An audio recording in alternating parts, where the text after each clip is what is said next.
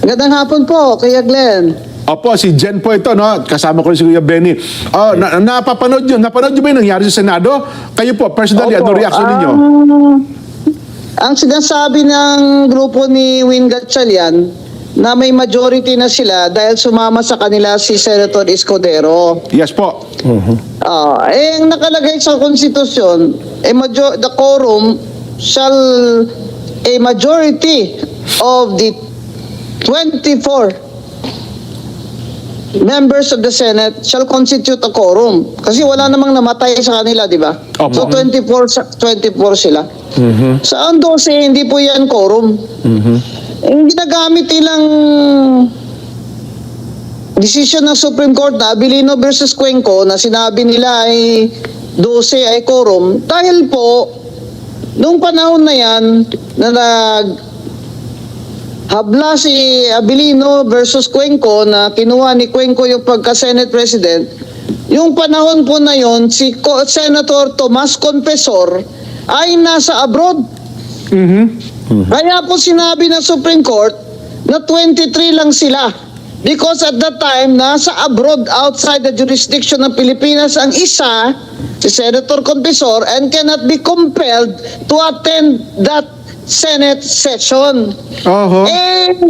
Ibig sabihin po, ang tanong, hindi po applicable yung Abilino versus Cuenco na decision. 12 lang sila doon kasi may nag-abroad. So 23 lang sila, ang majority 12 doon sa Abilino versus Cuenco. Pero dito sa kanila ni Win Gatchalian, yung 12 ay hindi majority dahil wala namang nag-abroad, walang namatay, at walang vacancy. Ang daming mga galing na abogado dyan. Si Kiko Pangilinan, abogado dyan sa kanila eh. Pero gagamitin lang talaga nilang Abilino versus Cuenco.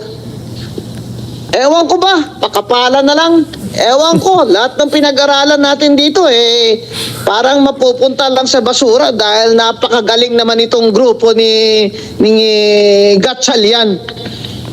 Pwede ba itong questionin? Ang 12 ay hindi majority ng 24. Opo. Ang 12 ay 50% ang nakalagay sa Constitution, a quorum shall constitute 50% plus 1, which is 13. Now, the Supreme Court might consider that a different number, different from 24 to determine the quorum if there is a vacancy. For example, may namatay na may na-suspend na senador. Kahit si Senator De La Rosa ay wala dyan, absent siya, walang vacancy. Kahit si Senator Ejercito nasa jail, walang vacancy.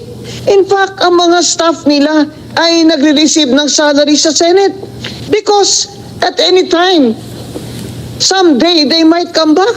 Senator Estrada might get acquitted. Senator De La Rosa might decide to go back. So, there is no Attorney- vacancy. So, Therefore, the 24 is still the number to count for the majority, which is 13, hindi 12.